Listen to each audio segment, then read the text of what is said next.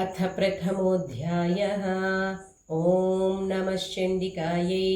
ॐ ऐं मार्कण्डेय उवाच।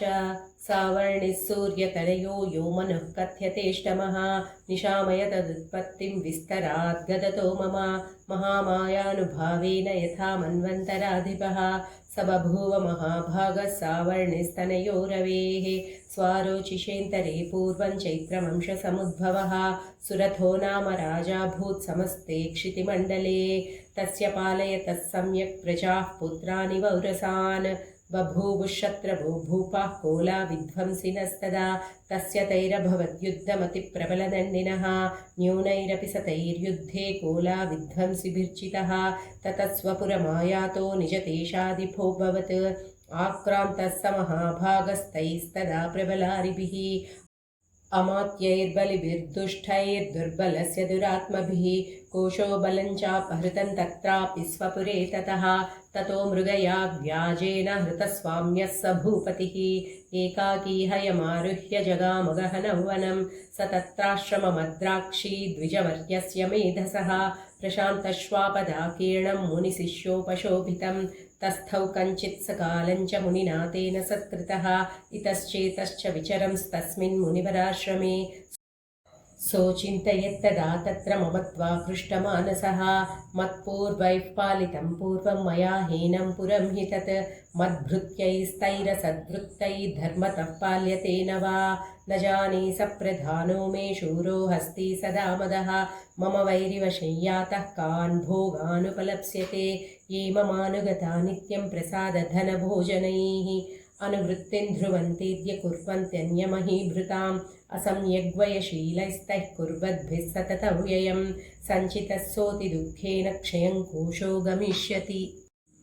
एतच्चान्यच्च सततं चिन्तयामास पार्थिवः तत्र विप्राश्रमाभ्यासे वैश्यमेकं ददर्शसः सपृष्टस्तेन कस्त्वं भो हेतुश्चागमनेत्रकः सशोक इव कस्मात् त्वं दुर्मना इव लक्ष्यसे इत्याकर्ण्यवचस्तस्य भूपते प्रणयोदितं प्रत्युवाच स तं वैश्यः प्रश्रयावनतो नृपं वैश्य उवाच समाधिर्नाम वैश्योऽहमुत्पन्नो धनिनाङ्कुले पुत्रदारैर्निरस्तश्च धनलोद्भादिसाधुभिः विहीनश्च धनैर्दारैः पुत्रैरादाय मे धनं वनमभ्यागतो दुःखी निरस्तश्चाप्तबन्धुभिः सोऽहन्न वेद्मि पुत्राणां कुशलाकुशलात्मिकां प्रवृत्तिं स्वजनानां च दाराणां चात्र संस्थितः किन्नु तेषां गृहे क्षेममक्षेमं किन्नु साम्प्रतम् कथन्ते किन्नु सद्वृत्ता दुर्वृत्ता किन्नु मे सुताः राजोवाच यैर्निरस्तो भवान् लुब्धः पुत्रदारादिभिर्धनैः तेषु किं भवतः स्नेहमनुबध्नाति मानसं वैश्य उवाच एवमेतद्यथा प्राह भवानस्मद्गतवचः किं करोमि न बध्नाति मम निष्ठुरतां पुनः यैः सन्त्यज्य पितृस्नेहं धनलुब्धैर्निराकृतः पतिस्वजनहार्दं च हार्दित्वेष्वेव मे मनः किमेतन्नाभिजानामि जानन्नपि महामते यत्प्रेमप्रवणं चित्तं विगुणेष्वपि बन्धुषु तेषां कृते मे निःश्वासो दौर्मनस्यञ्च जायते करोमि किं यन्न मनस्तेष्वप्रीतिषु निष्ठुरं मार्कण्डेय उवाच ततस्तौ सहितौ विप्रतं मुनिं समुपस्थितौ समाधिर्नाम वैश्योऽसौ स च पार्थिव सत्तमः कृत्वा तु तौ यथा न्यायं यथार्हन्तेन संविदम् उपविष्टौ कथाः काश्चिच्चक्रतुर्वैश्यपार्थिवौ राजोवाच भगवं स्वामहं प्रष्टुमिच्छाम्येकं वदस्व तत् दुःखाय यन्मे मनसः स्वचित्तायत्तता विना मम त्वं गतराज्यस्य राज्याङ्गेष्वखिलेष्वपि जानतोऽपि यथाग्नस्य किमेतन्मुनिसत्तमा अयञ्च निकृतः पुत्रैर्दारैर्भृत्यैस्तथोज्झितः स्वजनेन च सन्त्यक्तस्त्वेषु हार्दी तथाप्यति एवमेष तथाहञ्च द्वावप्यत्यन्तदुःखितौ दृष्टदोषेऽपि विषये मम त्वाकृष्टमानसौ तत्किमेतन्महाभागयन्मोहो ज्ञानिनोरपि ममास्य च भवत्येषा विवेकान्धस्य मूढता ऋषिरुवाच ज्ञानमस्ति समस्तस्य जन्तोर्विषयगोचरे विषयाश्च महाभागयान्ति चैवं पृथक् पृथक् दिवान्धाः प्राणिनः केचिद्रात्रावन्धास्तथा परे केचिद्दिवा तथा रात्रौ प्राणिनस्तुल्यदृष्टयः ज्ञानिनो मनुजाः सत्यं किन्नु तेन हि केवलं यतो हि ज्ञानिनः सर्वे पशुपक्षिमृगादयः ज्ञानं च तन्मनुष्याणां यत्तेषां मृगपक्षिणां मनुष्याणां च यत्तेषां तुल्यमन्यत्तथोभयोः ज्ञानेऽपि सति पश्येतान् पतङ्गाञ्छावचञ्चुषु क्षणमोक्षाद्धृतान् मोहात् पीड्यमानानपि क्षुधा मानुषामनुजव्याघ्रसाभिलाषाः सुतान् प्रति लोभात् प्रत्युपकाराय नन्वेतान् किन्न पश्यसि तथापि ममता वर्ते मोहगर्ते निपातिताः महामाया प्रभावेण संसारस्थितिकारिणा तन्मात्रविस्मयः कार्यो योगनिद्रा जगत्पतेः महामाया हरेश्चैषा तया सम्मोह्यते जगत् ज्ञानिनामपि चेतांसि देवी भगवती हि सा बलादाकृष्य मोहाय महामाया प्रयच्छति तया विसृज्यते विश्वं जगदेतच्चराचरं सैषा प्रसन्ना वरदा नृणां भवति मुक्तये सा विद्या परमा मुक्तेर्हेतुभूता सनातनी संसारबन्धहेतुश्च सैव सर्वेश्वरीश्वरी राजोवाच भगवन् का हि सा देवी महामायेति यां भवान् ब्रवीति कथमुत्पन्ना सा कर्मास्याश्च किन्द्विज यत्प्रभावा च सा देवी यत्स्वरूपा यदुद्भवा तत्सर्वं श्रोतुमिच्छामि त्वत्तो ब्रह्मविदां वर ऋषिरुवाच नित्यैव सा जगन्मूर्तिस्तया सर्वमिदं ततं तथापि तत्समुत्पत्तिर्बहुधा श्रूयतां मम देवानां कार्यसिद्ध्यर्थमाविर्भवति सा यदा उत्पन्नेति तदा लोके सा नित्याप्यभिधीयते योगनिद्रायता विष्णुर्जगत्येकार्णवीकृते आस्तीर्यशेषमभजत् कल्पान्ते भगवान् प्रभुः तदा द्वावसुरौ घोरौ विख्यातौ मधुकैटभौ विष्णुकर्णमलोद्भूतौ हन्तुं ब्रह्माणमुद्यतौ सनाभिकमले विष्णोः स्थितो ब्रह्मा प्रजापतिः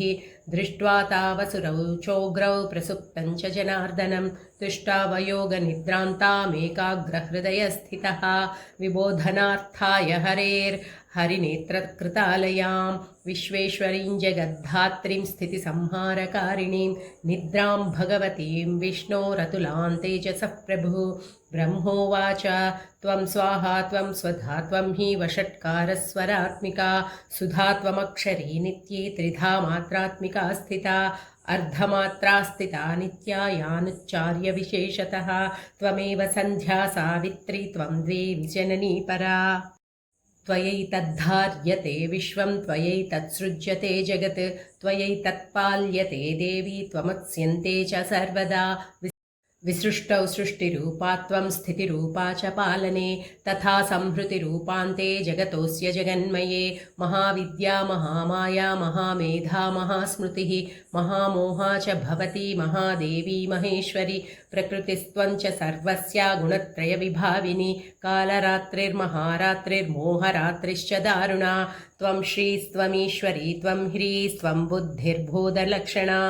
लज्जा पुष्टिस्तथा तुष्टित्वं शान्तिः क्षान्तिरेव च खड्गिनी शूलिनी घोरा गदिनी चक्रिणी तथा शङ्खिनी चापिनी बाणभुषुण्डी परिघायुधा सौम्या सौम्यतरा शेष सौम्येभ्यस्त्वति सुन्दरी परापराणां परमा त्वमेव परमेश्वरी यच्च किञ्चित् क्वचित् वस्तु सदसद्वाखिलात्मिके तस्य सर्वस्य या शक्तिः सा त्वं किं स्तूयसे मया